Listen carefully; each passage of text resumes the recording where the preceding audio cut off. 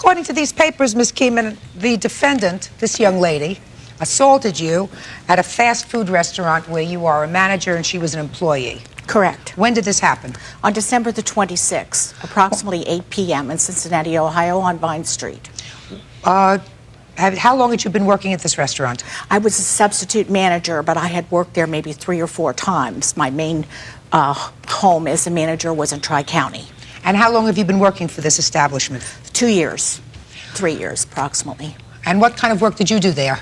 I was just on the register. You mean you were a cashier? Uh-huh. How long had you been working there?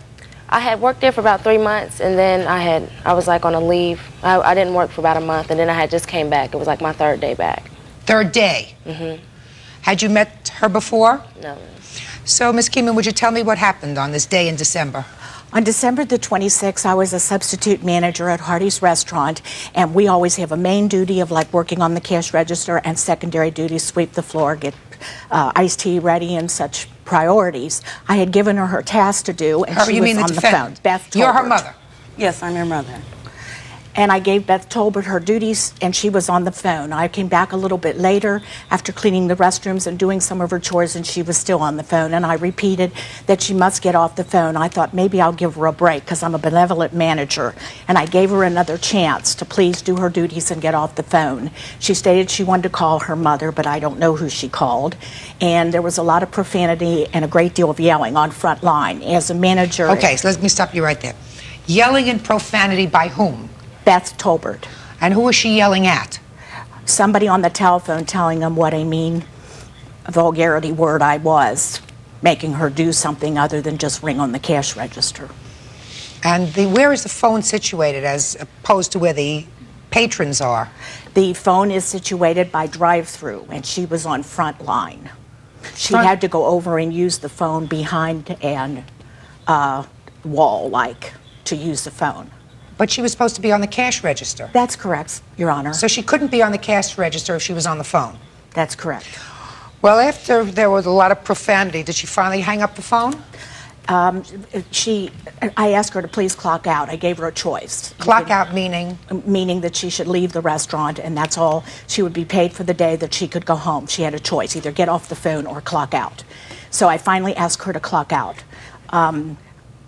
I said, if you don't leave, I will have to call the police, because at that point it's criminal trespassing. And we are taught in our managerial duties that you exercise this to the employees, that they do have other duties, and that when they're off the clock they could use the phone, but not when they're supposed to be doing their work assignments. That's my managerial right. And I asked her, I said, would you please clock out? And she went to the cash register to clock out. She said, give me that phone, I'll call the police. And I had it up to my ear and was ready to call the police. And I faked it the first time, hoping she'd shape up and quit the profanity. What do you mean faked it? I called the police, but I didn't get to talk to anybody because one of the employees unplugged the receiver and I was talking to no one. And by that time she said, give me the phone, I will call the police. And I saw her heave back with the receiver of the phone, and I ducked. But unfortunately, I did not duck far enough. And I was hit with the phone up here. I didn't want to get it in the eye, and I saw it coming. And there was blood all over in my...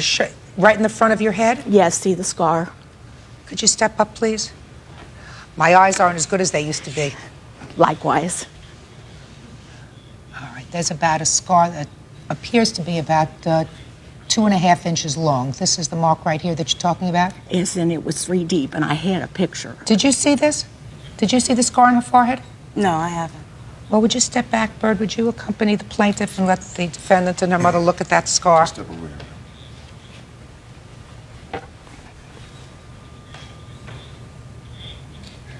Okay.